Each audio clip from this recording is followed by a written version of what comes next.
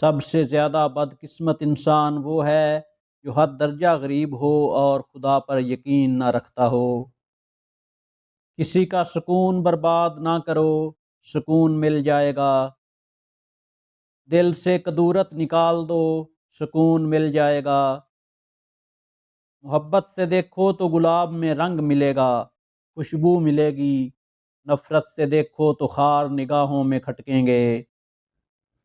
دور سے آنے والی آواز بھی اندھیرے میں روشنی کا کام دیتی ہے۔ ولیوں کی صحبت میں رہو، سکون مل جائے گا۔ فرض اور شوق یکجا کر دو، سکون مل جائے گا۔ کچھ لوگ زندگی میں مردہ ہوتے ہیں اور کچھ مرنے کے بعد بھی زندہ۔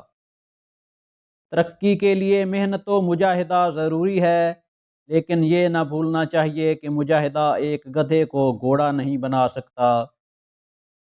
یہ اللہ کا بڑا احسان ہے کہ انسانوں کی دنیا میں غیر انسانی مخلوق، جن، فرشتہ وغیرہ وغیرہ انسانی شکل میں نہیں آ سکتے۔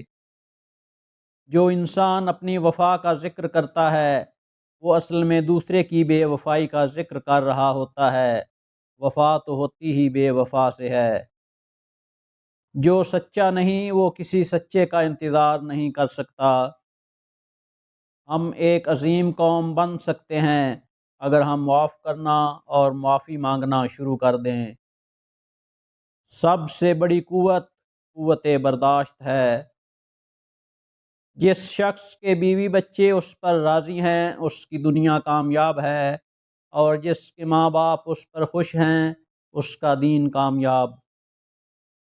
خالق کا گلہ مخلوق کے سامنے نہ کرو، اور مخلوق کا شکوہ خالق کے سامنے نہ کرو، سکون مل جائے گا۔ جو لوگ اللہ کی تلاش میں نکلتے ہیں وہ انسان تک ہی پہنچتے ہیں۔ اللہ والے انسان ہی تو ہوتے ہیں۔ سب سے بڑا بدقسمت انسان وہ ہے جو غریب ہو کر سنگ دل رہے۔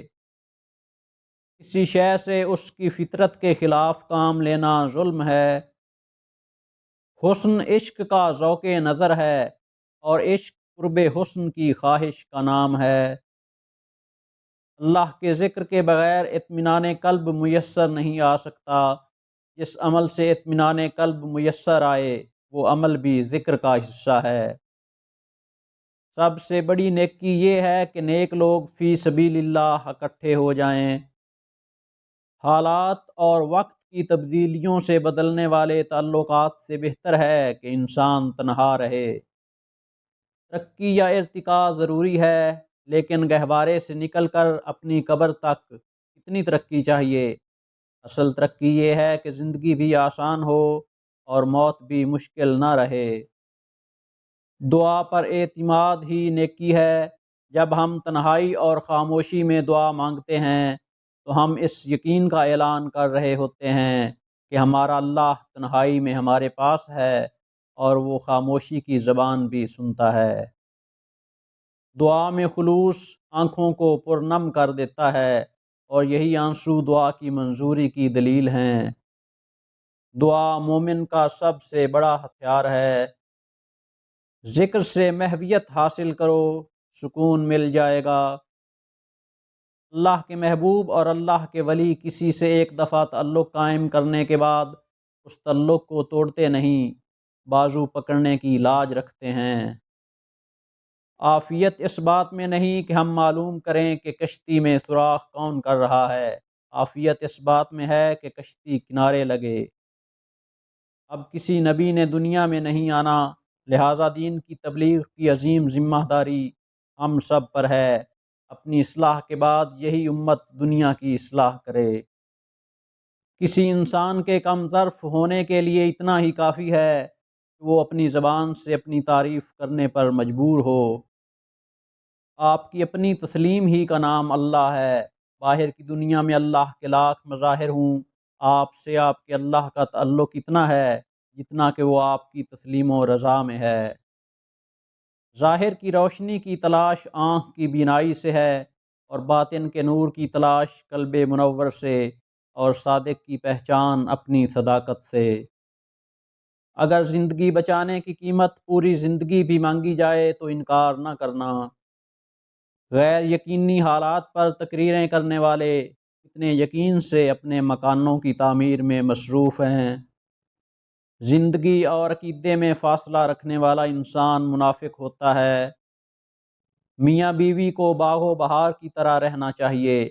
وہ باغ ہی کیا جو بہار سے بیگانہ ہو، اور وہ بہار ہی کیا جو باغ سے نہ گزرے۔ اگر اللہ تعالیٰ رحمت کے جوش میں مخلوق کو معاف فرما دے تو کیا ہوگا؟ موت کا منظر مرنے کے بعد، کیا اللہ معاف کرنے پر قادر نہیں؟ سچے انسان کے لیے یہ کائنات عین حقیقت ہے، اور جھوٹے کے لیے یہی کائنات حجاب حقیقت ہے۔ باز اور شکروں کی موجودگی کے باوجود چڑیا کے بچے پرورش پاتے رہتے ہیں۔ آندھیاں سب چراغ نہیں بجھا سکتی۔ شیر داڑتے رہتے ہیں اور ہرن کے خوبصورت بچے کلیلیں بھرتے رہتے ہیں۔ یہ سب اس مالک کے کام ہیں۔ جو شخص سب کی بھلائی مانگتا ہے، اللہ اس کا بھلا کرتا ہے۔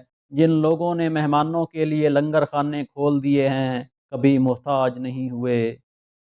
ہوس زر اور لذت وجود چھوڑ دی جائے تو زندگی آسان ہو جاتی ہے۔